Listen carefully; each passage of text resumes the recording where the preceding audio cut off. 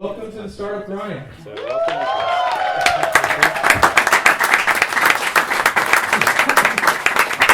Welcome, Nicholas. Can everybody hear me? Yes. Cool.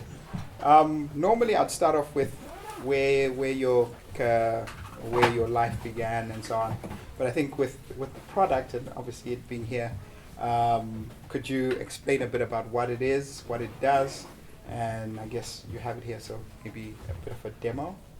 Sure. So first, thank you very much for welcoming me. I'm very happy to be here. What we do at Abionic is we try to, or not try, but we are improving the way to do screening and diagnostics at the point of care. So we have developed technology that allows to do something that is extremely similar to analysis laboratories in terms of blood testing, but we do it in a much more faster way. Typically, in the analysis laboratories, you have to wait between 2 and 3 hours to get the first results, and that's why they have all these systems where you have to send the blood out and get the results after a few days. And thanks to our some kind Nespresso machines, from a drop of blood, you can have the first result within 5 minutes. So we started with the first application with allergies. So if some of you are allergic, and statistically there should be out of 4 that should be. So I encourage you to go and be tested. We have some machines here in Zurich, so you have no excuse. That's cool. Okay, now getting into the interview. Did you always know that you wanted to start a business, or this is something that came to you later? That's a good question. I think I always wanted to do it on my own way, and okay. I don't remember when I wanted to be an entrepreneur, but what I'm sure is during my studies that was clearly what I wanted to do. And I follow all the lectures that were available at the university and even before, and I wanted to be surrounded by entrepreneurs, just to feel and to get advices and to be in that environment. So from the last 20 years at least, I know that I wanted to do that. Yeah. Wow. And where does that come from? Do you come from a family of people who have started businesses or are entrepreneurs, or this is just something that was that out of interest you've decided to follow that path? Yeah, actually, not really.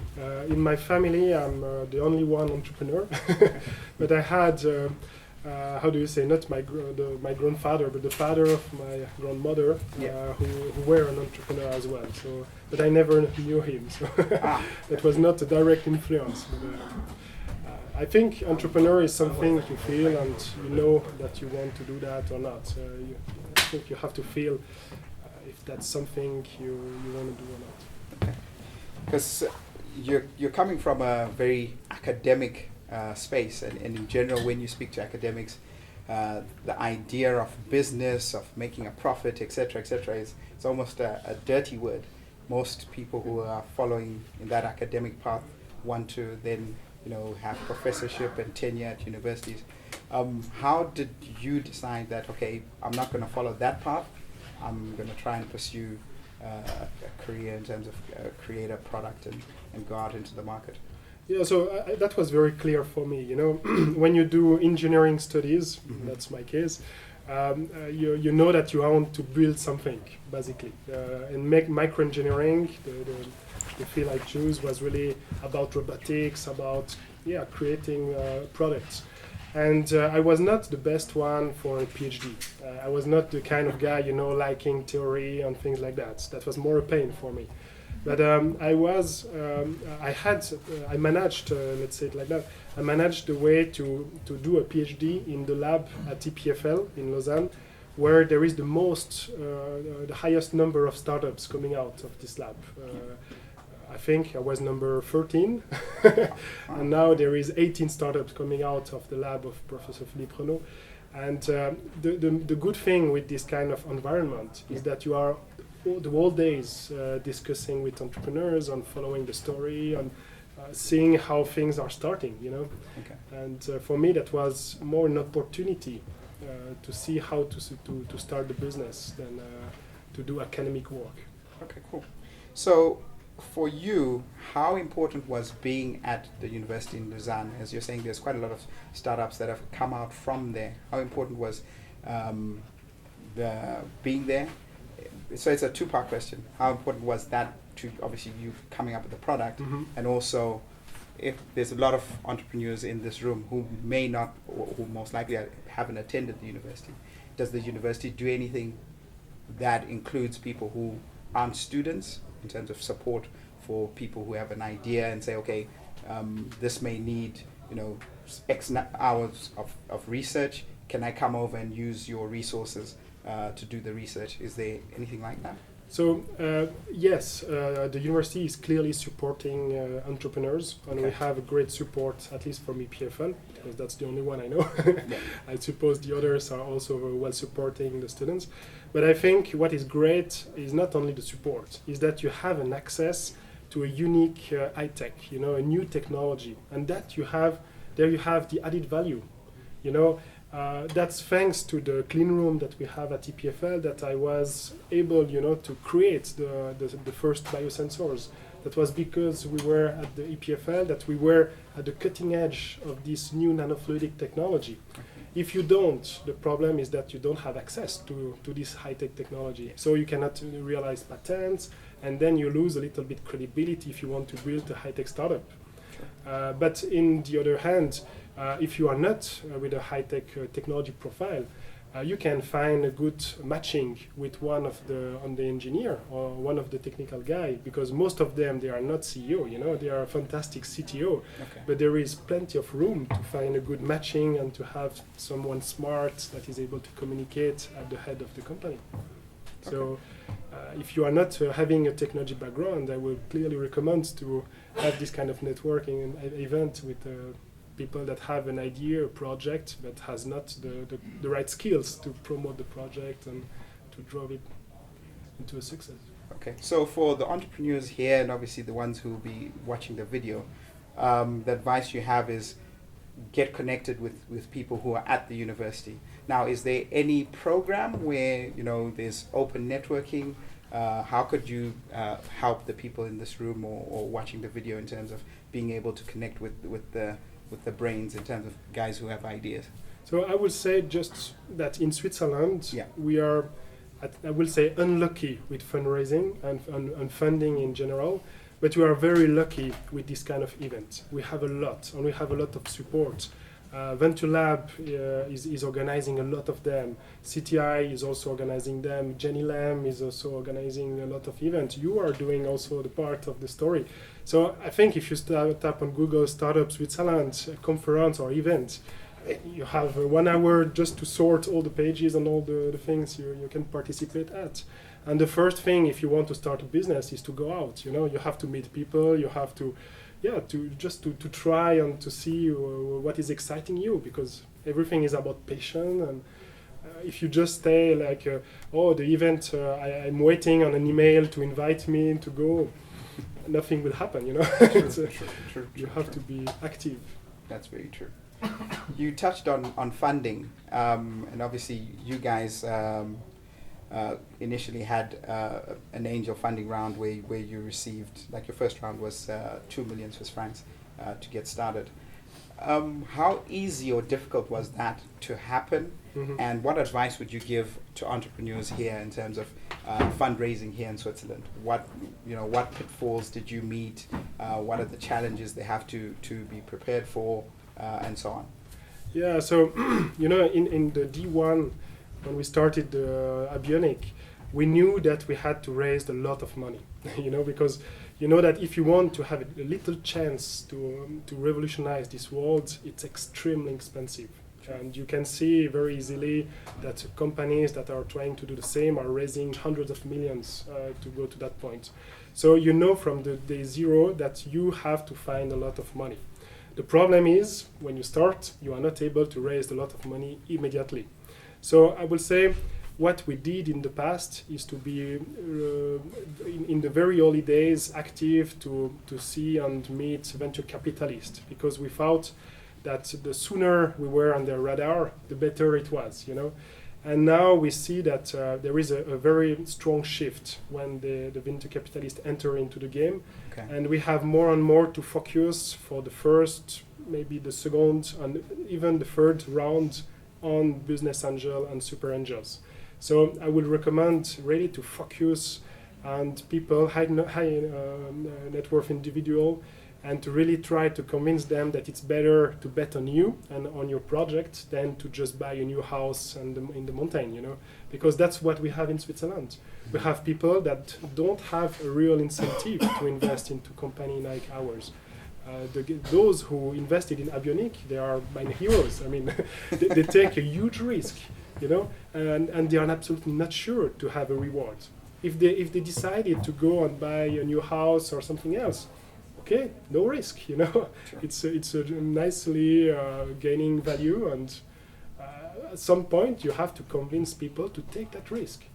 And the good thing with business angel is that they invest for the good reason, you know. Yeah. It's firstly emotional. It's because they trust you, because they trust your project, and because they want to help you make things happen. So that's the most difficult part, is to identify those people and to access to them. Okay. So you said you started quite early in terms of going out to VCs and business angels to try and get this funding. At that point in time, did you have something in terms of some solid research? Had you handed in some papers in terms of for a patent? It's more for the entrepreneurs here and obviously the people watching. How early should we be doing this? Is it at the stage when you just have the great idea, or wait until you have some level of a result and then say, okay, now we have something to show, let's try and get the money? Yeah, so it's clearly depending on the project. You know, we cannot compare an IT company to a medtech or a biotech one. But what you have to do, that will be my recommendation, is to get a checklist from an investor. You know, these guys, most of the time, they are not alone. They are not alone because it's not fun to invest alone. And I don't know anyone who wants to do that. So they are part of groups, or they have friends, or they are part of a community. And they have checklists, you know, and part of the checklist is the IP, part of the checklist is the team, and so they have really accurate points that they want to check in order to be sure not to take so much risk. So if you want to be a good candidate for an investment, my advice, and that's what we did, is firstly to get the checklist and then to see all the points where you are weak and then to work on that points. Because if you go to them and try to pitch and you are not ready with all the points, or at least most of them, they will just say, oh, sorry, you are not fulfilling all my needs, so just come in 6 months. Wow. So, yeah, that's the important thing. Okay. And you touched on this earlier, talking about the likes of Venture Lab, Venture Kick. How important are these in the Swiss startup ecosystem in terms of the support they provide? And also, what would you think would improve that? Because obviously we have quite a few startups that have had some success, but I think the number of startups coming up far outweighs that. So what do you think they could do to increase the odds of getting more of the likes of yourself or Get Your Guide coming out of Switzerland? Yeah, so I think there is a lot of things that we can do to improve the situation. But firstly, the work that those guys are doing are absolutely great. And I think if you're one of the first things you should do if you want to start a business is also to understand what are the big challenges in terms of competitions that you have to participate in order to get visibility, in order to get advices, to get coaching, to get money, because they give you also a lot of money. And that's extremely important thing. And even for investors, you know, if you never won any awards and you never participate to one of these things, except if you are a very old, gray-haired guy with a long CV, you have no chance, basically, because that's our Swiss community credibility, to go through all that steps and to be sure that you have a nice business model, that you are doing things well. The other part, if you want to improve the ecosystem, is to make a real incentive for investors, because at the end, what makes great project success is also the capacity to raise the funds, to get access to the right funding. And for that, as I said before, you have to find out a way to get an incentive for the business angels. And there are some discussions like tax exemption for some investment or some things like that. Mm-hmm. But we don't have anything really serious on the table. I share with you an idea, but typically, if you are a startup company in the canton of Vaud, which is where we are based, which is an absolutely great place, you have the possibility to ask for 10 years tax exemption. Okay. That's great. That's quite great. interesting. So if you haven't incorporated yet, you might be considering incorporating in Lausanne. And that's not the only place. I mean, I'm sure that there is other places that are doing the same. But what I want to put in perspective is that if you are a foreigner company, you can also have this kind of exemption if you go and move the company in Switzerland. So the question is now, could we find a way for the companies that are well established in Switzerland, the big guys like we know, I don't want to say names here, but there is a lot of great companies in Switzerland that will certainly love to have a 1-year tax exemption at the condition that they put this money into the real industry, like investing in startup. That can be, a kind of system when you force to reinject into the system. And the system will not lose the money because the startup are not using the money to put that into the CEO salary. Yeah? That's not how it works. You are hiring people, you are financing suppliers to get your product and so on. So it will be, we have to find a new way to invest into real industry. Okay. Yeah, that's just some great ideas. Now, after you closed your second round, you said that you wanted to focus on the US, which is quite an interesting market in terms of especially the med tech space. How are you finding that, and how far are you in your plans in terms of setting up in the US?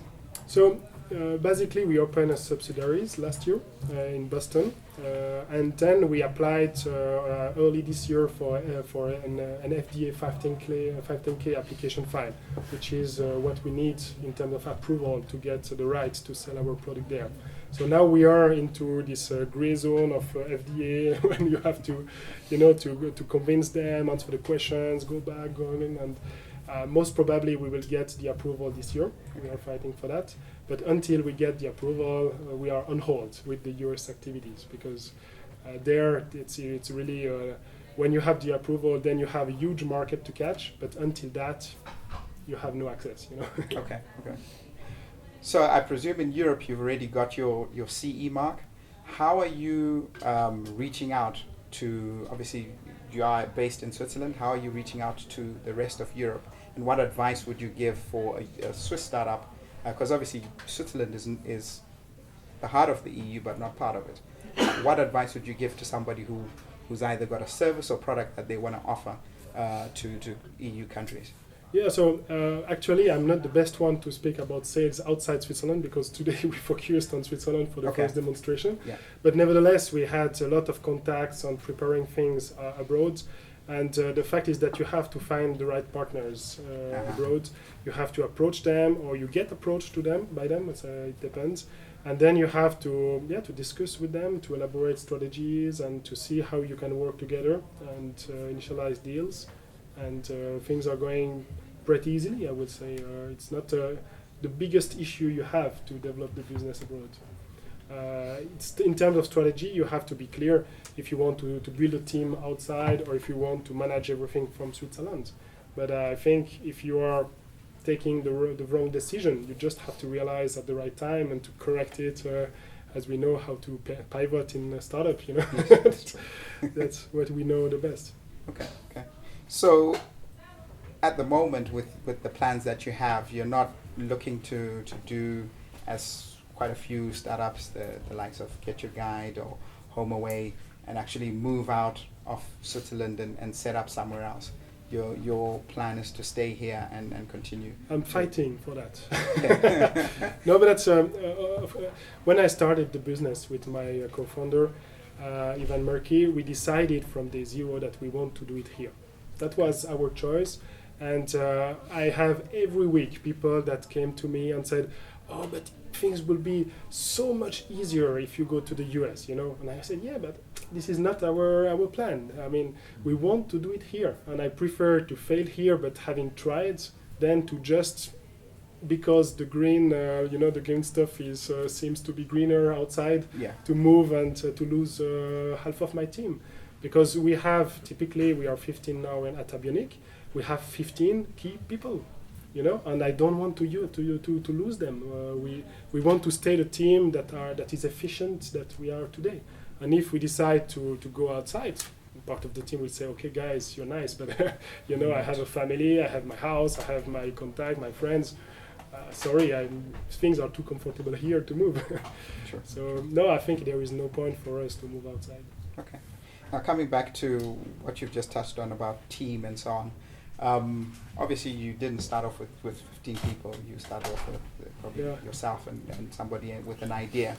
How did you go from you being a small startup with limited resources to growing the team to 15 people? What advice would you give to anybody who's now looking to hire the first person who's outside of the founding team, and what challenges did you meet kind of going through that process? Okay, so I think that there is two different things here. There is firstly the founder, the founding team, and that's the most difficult part because it's like finding the right wife or the right man because it's a wedding basically, and you have to sign papers. It's an agreement. It's not a joke. It's something extremely serious, and when you decide to go with someone in this kind of adventure, it's almost for life. You never know how long it will take. But after that, when you are hiring the team outside of the founding team, it's pretty different. You want to have people that are working for you, with you. And for us, we had three criteria during the interview. We ask people to come with a presentation. We ask them to come with a 20-minute presentation. They can choose the topic. There is no, if they want to discuss something professional or not, that's egal. And I invited all the team that will work with the person to assist the presentation. And what we want to see here is the capacity of the people to communicate his passion and to communicate what he was doing. Because if after 10 minutes you are like sleeping, like no, I don't see anybody sleeping. No, but if you feel sleepy when when you're in a candidate is discussing, that's a very bad sign, And if you have the feeling like, oh, this guy is annoying, or he doesn't seems to understand what he's talking about, it's a very bad sign. So the three criteria that we have is the guy or the girl able to do the job in terms of professional skills? Would the team that we are currently be happy with him or her? And would him or her be happy with us? That's the three criteria. And if we have a red flag, it's a no-go. But otherwise, let's try. And then you start to work with the candidate. And if it's not working well after a few months, just fire him or her. I mean, you have to be extremely consistent. And as you said at the beginning of the story, we don't have so much money. So you need to have a team that is performing and that it's really, going in the same direction. If this is not the case, there is plenty of possibilities in the administration for people that don't want to work. Okay. Now coming back to the space you're in, the medtech space, it's dominated by mainly the US. How do you find competing against companies that are obviously probably more funding, having been established in the US, have a bigger market? How do you find competing against these guys with your product? It's funny because at the beginning, when you start the startup, firstly, you fear about people stealing your idea. I don't want to say to anybody what I have in my head because I'm sure I will lose the thing. And the day you have understood this is the wrong attitude, it's a very good point to get to the success. You have to explain to people what is the magic behind. You have to explain why you are going to be better than the competition. But you don't have to fear the competition. It's just a loss of energy, And almost every week I have someone who sends me an email. I see another machine that is doing diagnostics at the physician. Okay, there are hundreds of machines doing that, And if every time someone was giving me an information I was fearing, I will really pass my energy in a wrong way. So basically, I would say just be aware of the competition. Just make sure that you understand what is your pro or your on your cons. Yeah. But don't fear the competition. It's good to have competition. It just means that you are in a field where you have the possibility to fight, and that's good. Okay. If you are alone, there is no market basically. Sure. Or you have to try and create it, yeah, which is that's a which is a battle. So you guys have won quite a lot of awards and obviously been involved in a lot of competitions. And one of those was the best elevator pitch for 2013. I wanted to find out because obviously I think quite a few people here will be in the position where they have to come up with a slide deck and will have to pitch to investors. So what advice would you give in terms of what made your pitch so strong? So I think what we did correctly is that we did a correct due diligence of the different competitions that are existing. Okay. You know, there are many different competitions. We won 20 awards, Yeah. but I think there is more than 50 competitions. The fact is that you have to understand which competition is recognizing an idea. And you have to apply very early on, you know. Then you have to understand which are the competitions that are recognizing your prototype, or you know something, or maybe the creation of the company, or maybe the first sales, you know. And you have to apply at the right time to the right contest. And if you do that correctly, and if you have the right message, then you are in a good position to win the award. Because if you apply it for the one that want to recognize the creation of the company when you have nothing, not the best idea, you know. Sure. And if you want to apply it when you have already the product on the market to the one that recognize an idea, not the best idea again, because you have no chance basically, or a reduced chance to get awarded. So be on the right time at the right place. Okay. With the right message. With the right message.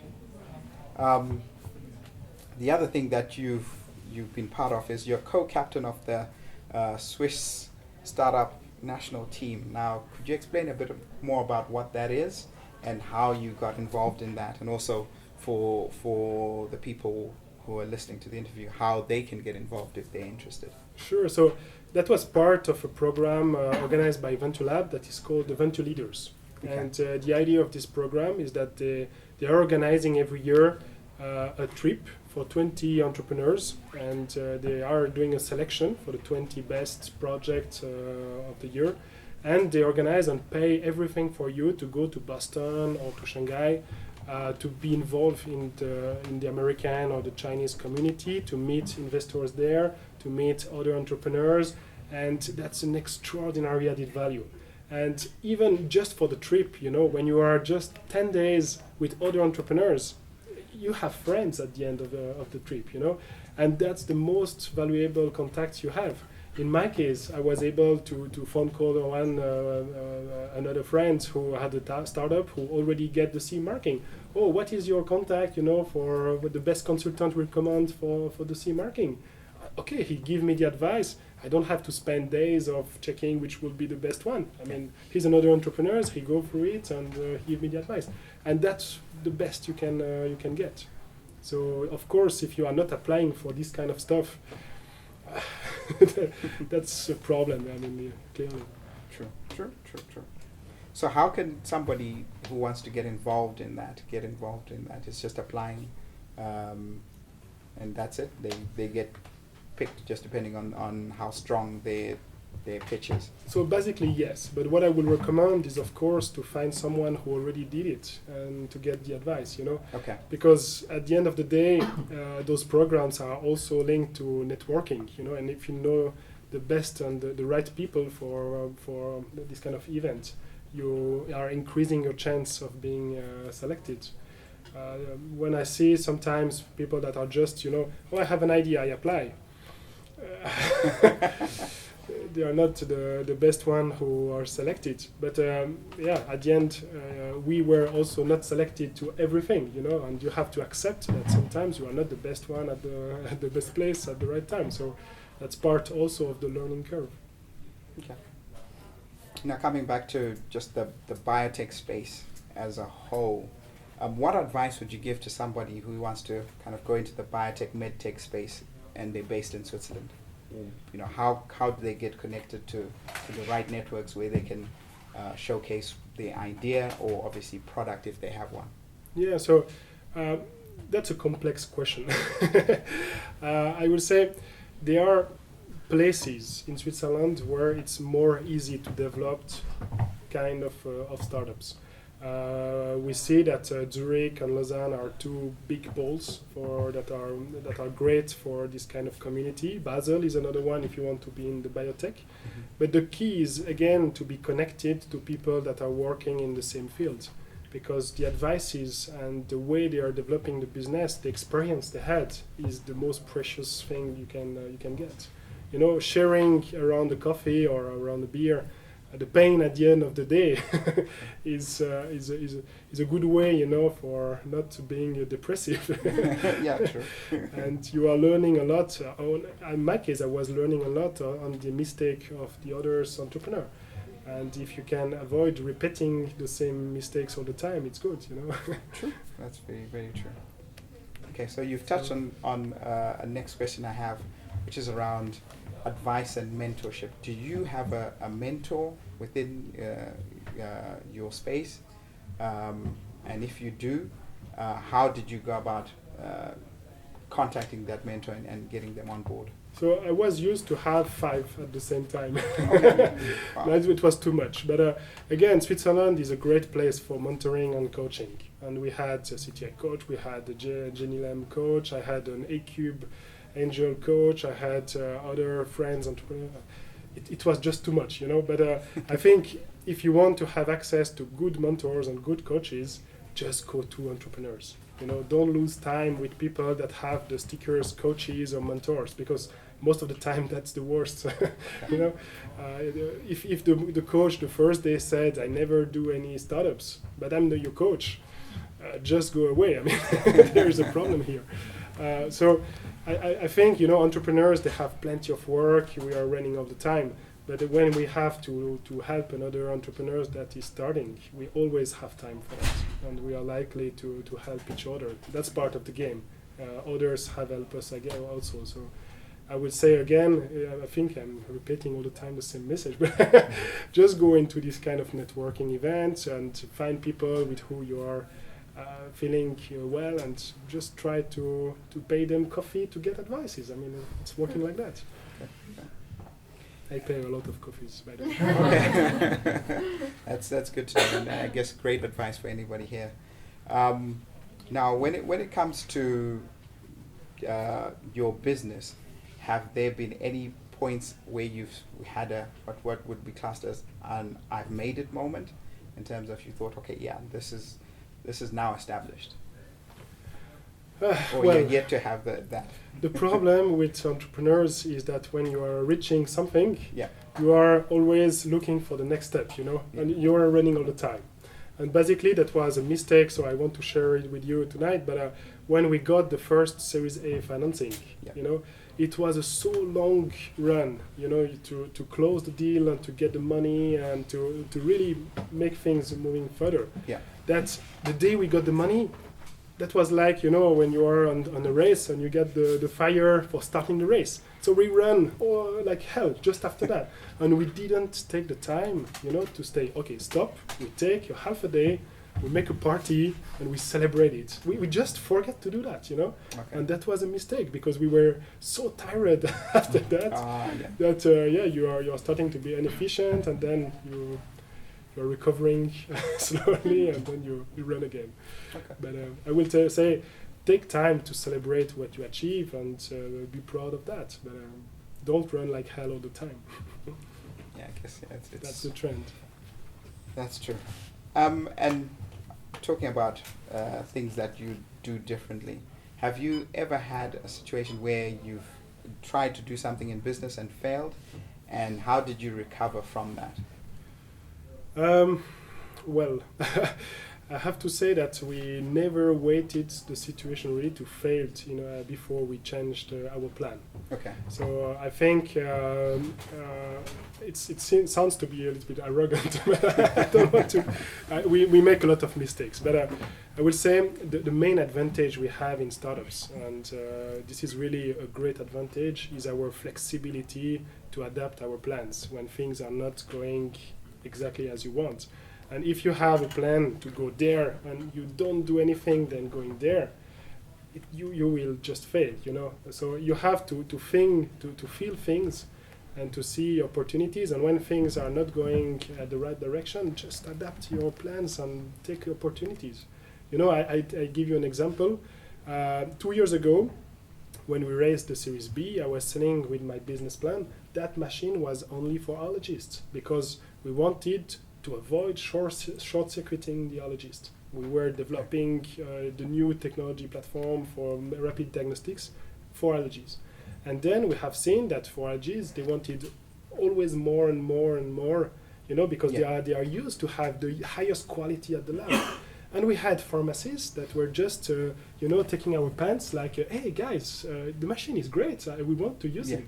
And we're like, no, please, don't disturb us, And when you said, what I'm doing, these guys, they want to do business with us and we are just refusing for what? Because we have the plan to go there. So we said, okay, we don't stop it completely. We still want to do it for allergists, but let's take this opportunity. And we now have sold more than 150 machines just in the pharmacies in Switzerland in less than 6 months. Oh, wow. That's nobody 6 years ago will have thought about doing that. It's just the flexibility we have. Okay. So in terms of failure, don't wait to fail before adapting your plan. I mean, this is just the message. Okay. So you're obviously a fan of the concept of pivoting. Now there's different schools of thought in terms of some people say you should keep trying until you get to a point where there's no other way but to move on to the next idea. And there's others who say, well, once I have some level of data that shows that maybe this direction may not work, I pivot to something else. Are you of the latter thought in terms of you try until you get to that point where you can't do anything else? Or the moment you have some data that shows that this may not work, you switch to something else? No, I mean, again, it's a compromise. When you pitch and when you share the ideas with people, you have to get a clear business plan in your head. Because if you said, oh yeah, we want to do everything and we will see what is going, what is working, man, you're not credible, right? So it's not the best way. And if you say, we want to do exactly that, and you are not moving because that's the plan, that's not the right way to do it also. So I would say, when you have finalized version of your business plan, by the way, we have maybe 200 versions of our business plan, which is not great. This is a great loss of time. That may be a failure. No, but when you finalize a version of your business plan, that's the view you have at the time you're finalizing the business plan. Maybe the day after, things have changed, and you adapt a little bit to stay credible, or you don't, and sometimes it's better. It's very rare, but most of the time it's going worse. So I would say, just be aware that at the end of the day, what you want is a success, whatever it is, and you have to try. Okay, that's great advice. Coming back to advice, what advice would you give young Nicolas if you could go back, we'll say 15 years, in terms of your career path, what you've decided to do? Is there anything that you'd change? I think I would say nothing, because that's the problem with entrepreneurs that have experience. So that's when they know exactly what they are facing in terms of challenges. They don't want to start again. No, I'm kidding. The idea is that I think to be naive, to not to understand all the mountains you are trying to climb and all the challenges you are facing is a strong thing. And I think that's why I'm very partisan of young entrepreneur, is because I think this energy, this naivety, it's very good. And I won't say anything to my young Nicolas, because I think you have to continue running with all the passion, all the energy. And if I knew everything I had to face, I would have lost a part of this energy. Okay, well, good answer. So what requirements, or what would you say is an important requirement for somebody to become an entrepreneur? I mean, obviously, at the moment, it's a hot topic. People are quite attracted to it. But what would you say is a key thing in terms of saying, okay, this person most likely will be a successful entrepreneur versus a great employee? I think for entrepreneurs, because it's different, entrepreneurs and great employee. Yeah. But for entrepreneur, the most important thing is to think he can do it. You know, this is this kind of self-confidence. Mm-hmm. Some people see that as arrogance, which is not true. But the fact, you know, that you can see to someone in the eyes, I will do it. You know, you tell me I can't, I will show you I will do it. I think that's the strongest skills that an entrepreneurs must have to do. And for employees, it's different. I mean, the best employees you have is the one you can trust, and the one that is competent, and the one that is happy all the days. Okay. That's different profile. I mean. That's very true. Now coming back to the business and your early days, how did you guys nurture your first customers? You know, how did you close your first sale? And what advice would you give to somebody who's obviously you've worked tirelessly to build the product, you now want to get out into the market? What advice would you give somebody who's doing that for the first time? So I think you have to move out of the office on the first day. Even if you have nothing, you have to go and to check with the future potential customers if the device you are developing or the business model you are developing is making sense. You know, the worst thing is to develop a nice machine, you know, because we are engineers, so we think we are always building the best machines, right? And then you go out and you say to people, oh, you want to buy my machine? And this guy says, no, I mean, it's not what I want. So that's what you want to avoid. So we were on the first day discussing with physicians and explaining, you know, the first day I had only a CD, an audio CD, you know. And I was like, I want to do diagnostics on that. What do you think about that? If you can have rapid testing. And the guys was like, he's crazy. But I won an award with that. Wow. But yeah, that's the idea. And then the people will say, oh yeah, but you know, that's the important part for me. And that will be the important parameters. And then you design your business model or your products taking into account the customers. And then you do iterations and iterations. You go back and you say, what do you think about that? You know, we had a first version that was connected. It was a small one, connected to USB to the computer. We show that to the physician and they say, no way, I don't want to connect my computer to your stuff. You know, it's near to the patient. No, do a standalone system. Okay? Go back to work, doing the standalone system.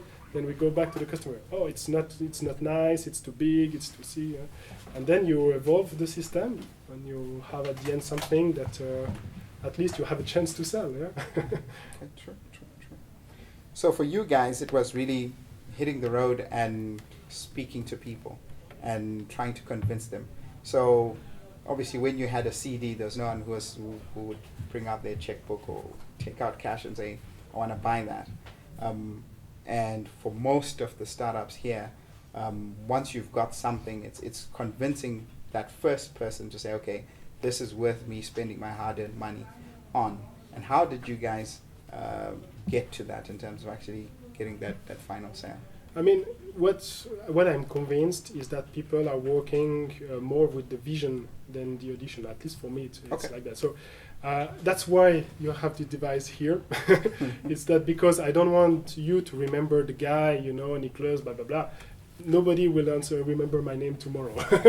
But the guy with the machine, you know, the blue one that is doing some stuff, the next time you see the machines, you will remember tonight, you know. And that's what I play also with investors and with the other people. You want to show something concrete. You want to transmit a message. You have only a few seconds for that. Yeah. And the most important thing is to find how you can really materialize your message. You know, the elevator pitch is fine, but at the end of the day, you want to show something, or maybe to give something to someone. So you have to be innovative on that message. Okay, cool. Now, with all the challenges, pitfalls, etc., that you've gone through, and obviously the successes, is there anything that you would do differently, having obviously gone through them? I mean, there is a lot of little things that I would say, oh, if I have knew, I will have make it differently. Mm-hmm. First thing is participating to the lotto, with the right numbers. No, but without kidding, I mean, if I had to redo the story, I would most probably do the same. Because I think we did it in the right order, and we decided all the decisions we took was really based on the knowledge we had at that time, and I think it's fair to do it in that sense. So I always took the decisions to be sure that I'm not regretting, the decision. Okay. And again, when I took some decisions that were not the good one, I always adapted my decisions. I think it's part of the intelligence to also show to others that you can maybe not take the right decision, but you adapt your message and you adapt the thing in order not to just drop into the wall. Okay. Now coming into you personally and your, obviously startup life is extremely busy. There's a lot going on, but what do you do for downtime? What are your interests outside of diagnostics? I have a family, so that's clearly my next priority, my first priority. My wife is listening. No, it's my first priority, clearly. But the second priority after Abionic is flying. I have an aerobatic license, I like to do some looping with the planes and things like that, and that's the best way I found to, sometimes externalize the stress. Okay. But I try really to separate the stress we have at work then with the family and the other things. So I'm still manage that, I think, correctly. And how important is getting that work-life balance? You hear of obviously people going the extreme and having burnouts, etc. How important is that for you? So again, there is 3 components that I never want to pass. The first one is the family. I think the day you are not investing time with your wife, with your kids, you are completely destroying your life balance. And you need to every evening and every weekend I'm working, with my computer. It can be in front of the TV with my wife. I bet I will spend time with them as well. I will spend maybe 1 hour with the kids in the evening, maybe 6 to 12 hours during the weekend, and I will spend the same working at the end of the day. But that's the first part. The second part is eating. I think, I hate eating sandwiches, sorry for tonight, but I like, to take time and to take hot meal and to just take the break during when you take the lunch or the dinner. I think the last one is the sleeping hours. I never sleep less than 6 hours because otherwise you don't feel great. You don't feel that you are efficient. And that's not good for your life balance. So that's my personal component, and I think everyone has different. I mean, that's my case. Okay, we're coming to the end of the interview, and what we normally have here is some what we call rapid fire questions. So I ask a question, but don't give you much time to think about it, and you have to give us what comes off the top of your head. Then after that, we'll open up to the audience to ask questions. So it's just 10 questions, so no pressure. Nothing that should scare you. I'll start off with the first one. What item do you own that you would never sell? My family. Good answer. I own them. I deserve that. What's the most unusual skill that you have? I don't know. That's a terrible question. Like some people can say, I can roll my eyes, or I can. No, I think I can work in front of the TV. Okay, yeah, that's a good one. That is a good one. what's most important to you? Strength, speed, or stamina? And why? Whatever you choose. I think speed is important. In startup, speed is the key. Okay. I think it's one of the competition advantage we have over multinational. So Speed. efficiency and speed is extremely important. Okay. Why is that? Why would you say for a startup? Again, because what you don't have is money, is resource, is Yeah. people, and what you have is the potential to revolutionize the world by being the first one on the market. So Okay. if you are the first one with a product that is, let's say, sufficient, it's better than to be the last one with a great, top, high-quality product. Okay, that's interesting. What historic figure do you most admire? What, sorry? Historic figure, so could be Einstein or I whoever it think is. Claude Nicollier, that's our Swiss astronaut. Okay. He's Yeah. a great guy. And why is that? Because the guy is from my perspective, like the model. You know, he's extremely humble. He's extremely intelligent. He did something that almost nobody in Switzerland did, Yeah. and that's what I like with this figure. Okay. What's the best compliment you've ever received? I think that's I was the best daddy, you know, from my son. Yeah, that's That's a common one, but it's true. It's true. Okay. What's the best compliment you've given to somebody else? oof. I think the best compliment is that they work great. They did great achievements at work. Okay. You know, it's Cool. No, that's- when someone deserve, I say You- it, but they have to deserve that.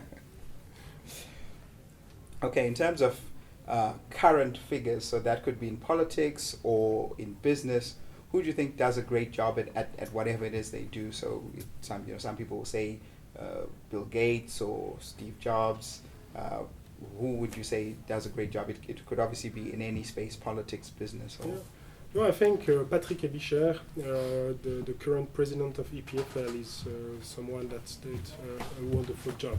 It's a little bit local, so nobody knows him, but I think in the Romandie he is one that nobody can say that he did a great job. So Okay. The next question is, what's your favorite season?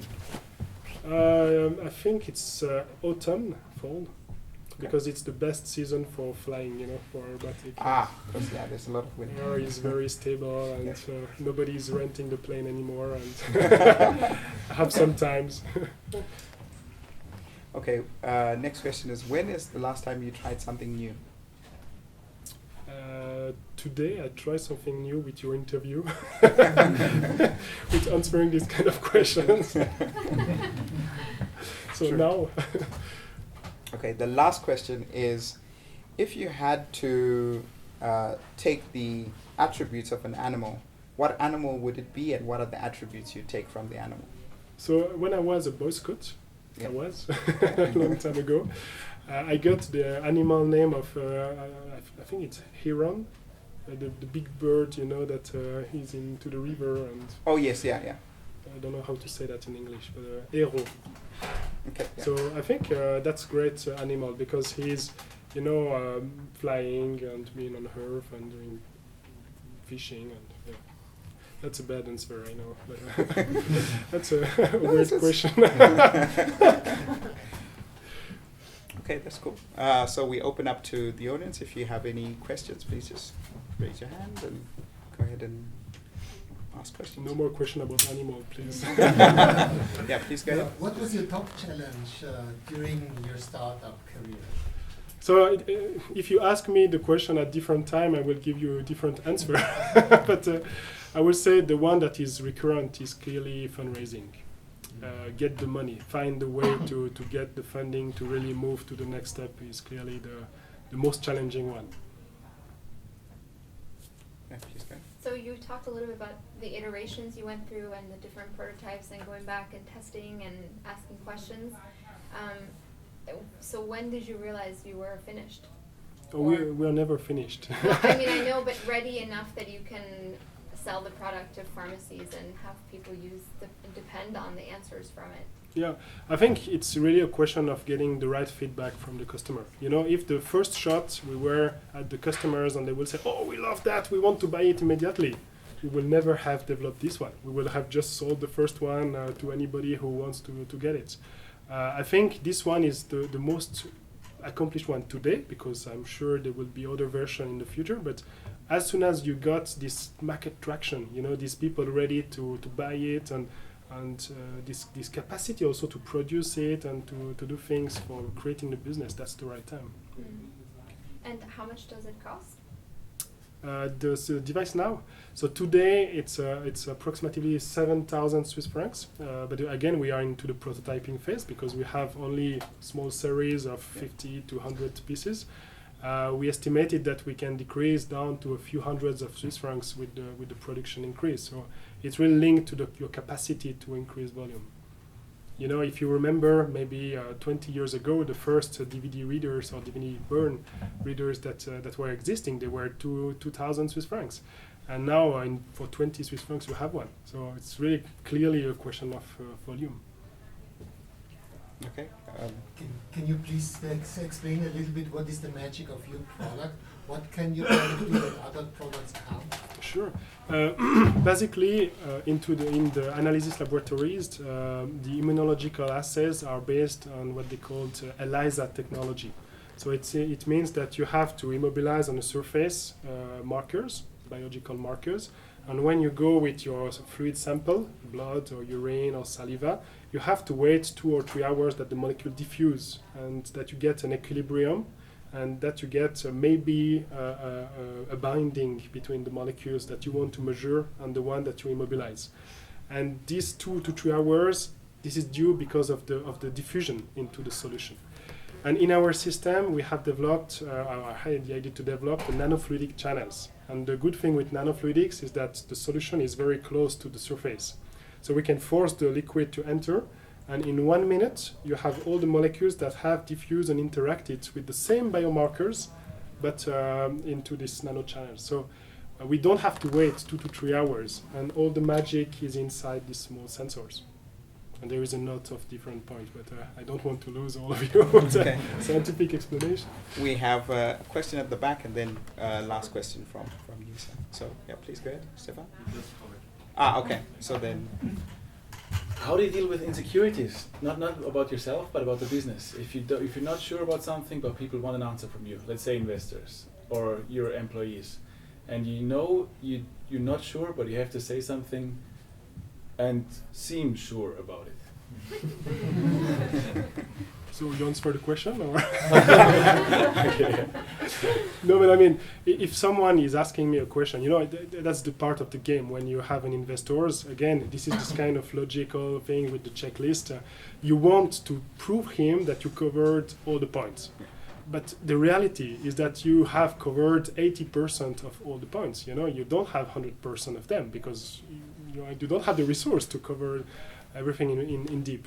So you have, at the end of the day, to make them trust that you are able to do it. And they will bet on the product, but also on you, on your capacity to make it happen. For your employees, that's the same. I mean, our employees, they have to dream. And we organize team meeting on a monthly basis. And every month, I make sure that the team is dreaming about the future we are shaping. Because if they lose this dream, you are losing your team. You know, you are not paying them great salaries. You are not offering them great conditions. You are offering them responsibilities and part of a great dream. So of course you have to, you know, to create the story. Yeah. Okay. Last question, please. Yes, question about the market. I mean, how much risk do you see? I mean, you prototype and evolutionize this product in the Swiss market. I mean, how much is that a risk that it's only not so compatible maybe to the outside? So that's a risk that investors are taking. You know, entrepreneurs, they are always thinking that you are going to change the world. The reality is most of the time different. You're right. But the good thing, if you are able to make a good, let's say, if you can have a visibility outside Switzerland, the good thing is that most of potential partners are contacting you, and you have to take time to discuss with them. Typically, we are discussing with a lot of different distributors in emerging countries, in the European countries, outside in America. And every time I discuss with those guys, I ask them, okay, guys, if you want to work with us, you have to do some homeworks. You know, you have to prove me that you are the one to distribute the product. Okay. You have to prove me that this product has a chance on your market. So go see allergists and see pharmacies and see customers and come back to me with the feedback. And they are working for me for free, you know. So you're never sure if they are telling you the truth, but at least if they can sell you the right story, you want to try or you don't. You know, it's up to you at the end. Okay. But you never know until you try. Okay. So, okay, one last question. Yeah, please go ahead.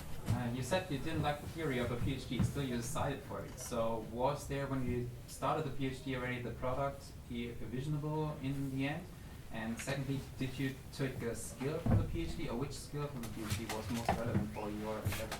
No, so I decided to do a PhD in a certain laboratory because of this entrepreneurial environment. But my the bad thing is that my advisor at that time told me, I want you to have a theoretical thesis, you know, I want you to revolutionize the Navier-Stokes equations in the fluidics, at the nanoscale. And I was like, what happens to me, you know? That's exactly what I don't want to do. But I say, okay, let's do it. Let's take it as a challenge. You know that a PhD at EPFL, it's a 4 years cursus. You know that you will be paid during these 4 years. So I said, okay, I will try to do it in 3 years. And that's what I did. I wrote publications, I worked like hell, I wrote the thesis, and I sit on my thesis, and I said to my advisor, sorry, I will give you my thesis in 1 year. Now I have 1 extra year to develop something.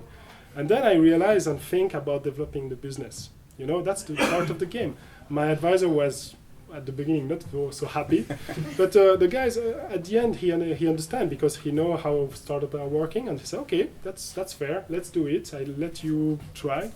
And 1 year after, I got 1 year's salary to start developing Abionic. And that's extremely precious, you know, because as a Swiss citizen, you have the choice of not being paid, you know, launching a startup, being maybe a loser because you failed, because that's what you feel the day zero, or to work in a multinational company, being very comfortable, high salary, and so on. What is your choice? I mean, nobody is fool enough to choose the first one. So in my case, that was a little bit more comfortable to say, okay, let's take 1 year. I still have a salary, and I will try and feel if it's worth or not. So now, thank you very much, Nicolas, for taking time and My pleasure. for obviously answering all our questions. I don't know whether you're going to be around to network for a little while before you leave. If so, then if you have any further questions or want to pick his brain on what you're doing, please feel free. Sure. Thank you very much for everybody who's come. I think we have some. Is Sunny going to come up? Yeah. So yes, thank you so much. Thank you.